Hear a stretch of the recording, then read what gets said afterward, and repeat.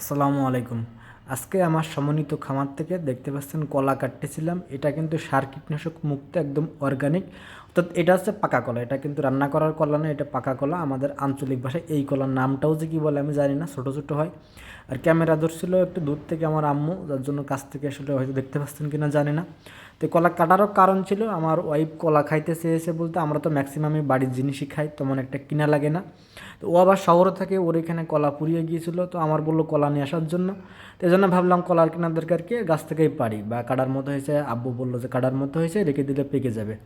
তো আমরা তো আপনার কোনো প্রকার কেমিক্যাল ব্যবহার করি না, অটোমেটিক্যালি কিছু কিছু করে পাকবে, কিছু কিছু করে খাবে, ওইভাবেই চলতে থাকবে, আমাদের কেমিক্যালের কোনো প্রয়োজন পড়ে না। তো সমন্বিত কৃষি করলে আপনার সুবিধায় বিভিন্নভাবে আপনার খরচ কমিয়ে যাবে, আপনি বিক্রি করতে পারেন আর না পারেন, সবথেকে বড় সুবিধা আপনার তেমন কিছুই কেনা লাগে না। আমাদের কিন্তু যে রান্না করার কলা যেটা, ওটারও কেনার প্রয়োজন পড়ে না। আমার প্রজেক্টে প্রায় আমার 50 থেকে 60টার মতো গাছ আছে, এখানে দেখতে পাচ্ছেন তো পুরোটাই আমার গাছ। অন্য সাইডে একটু পাতলা পাতলা করে রোপণ করা আছে, যেন আমার সবজির কোনো ক্ষতি না করে। এখানে একটু ঘন রোপণ করা, এই জন্য হচ্ছে আপনার সবজি দেওয়া নেই, আর এই ভেড়ির কন্ডিশনটাও ভালো নেই, বা এখানে পানি উঠে গেছিলো প্রায় হাঁটু পানির উপরে পানি ছিল বন্যার সময়, এই জন্য কলার গ্রোথ বা গাছের কোনোটাই ভালো নেই। তো দেখতে পাচ্ছেন আরও একটা দেখেন, এখানে শেখার বিষয় আছে, আমি কলাটা কিন্তু কেটে নিয়ে যাচ্ছি। এমনকি কলা গাছটাও আমার কাজে লাগবে, গাছের যে পাতা সেটাও আমার মাছে খাবে।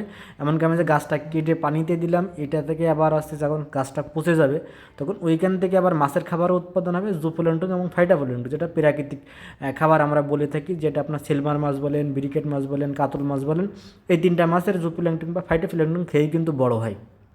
আপনারা চাইলে কিন্তু আমার এই যে কলার চারাগুলো আপনারা ফ্রিতে নিতে পারেন। অবশ্যই এটা আমি কুরিয়ারে কারো দিতে পারবো না, ওই সময়ও আমার নেই, বা আমার এলাকা থেকে কুরিয়ার আরও অনেক দূরে। তো যেহেতু আপনারা অনেকে ট্রেনিং করতে আসবেন আমার প্রজেক্টে, তারা আসতে চান ভিজিট করার জন্য, তারা আসলে চাইলে কিন্তু, আমি যদি প্রজেক্টে নাও থাকি, আমার আব্বুর বললে আপনাদের কাছ থেকে কোনো টাকা পয়সা নেবে না, কিছুই নেবে না।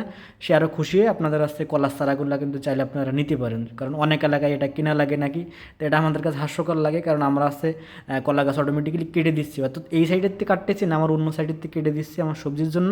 আমি কোনো চারা রাখি না, কারণ কলা গাছে প্রচুর পরিমাণে শক্তি খাই, কলা গাছের জন্য অন্য সবজি হয় না। তো এই জন্য আমি কলা গাছগুলো কেটে দিচ্ছি। তো আপনারা চাইলে যারা আসবেন, এসে আমার আব্বুর বললে আপনাদের কলার চারা অবশ্যই উপহার দেবে, আপনারা যতগুলো চান ততগুলো নিতে পারবেন, কারণ এক এক গাছের গোড়া দিয়ে প্রায় 15-20টা চারা সবসময় থাকে। তো আপনারা চাইলে আপনাদের চারাগুলা রেডি করে দেবে, আর কলা গাছে তেমন কোনো পরিচর্যা লাগে না, আপনারা নিয়ে রোপণ করে দিলে ইনশাল্লাহ পাকা কলা বা রান্না করা কলা যেটার ইচ্ছা সেটাই নিতে পারেন। একটা কথা সবসময় বলে আসছি, আপনাদের যাদের কিছু জমি আছে পরিত্যক্ত না রেখে কিছু না কিছু করেন, কারণ আমার এই কলাগুলো যদি আমি কিনতেও যেতাম বাজার থেকে, তাহলে অবশ্যই আমার 300 থেকে 400 টাকা লাগতো, যেহেতু আমাদের এলাকায় কম দাম, অন্য এলাকায় হয়তো বা আরও বেশি লাগতো। আমাদের এলাকায় কিন্তু আবার পাকা কলা বা আছে আপনার রান্না করা কলা, এগুলো কেজিতে বিক্রি হয়, যেটা আবার অন্য এলাকায় আপনার হালিতে বিক্রি হয়। এটা অবশ্যই আমাদের কাছে হাস্যকর লাগে, আমাদের এলাকায় কোনো আপনার হালিতে বিক্রি হয় না, অর্থাৎ পিস হিসাবে বিক্রি হয় না। হ্যাঁ, চার দোকানে আবার যারা পাকা কলা খায় তাদের কাছে হয়তো বা পিস হিসাবে বিক্রি হয়, বাকি কিন্তু কলা আমাদের কেজিতেই বিক্রি হয়।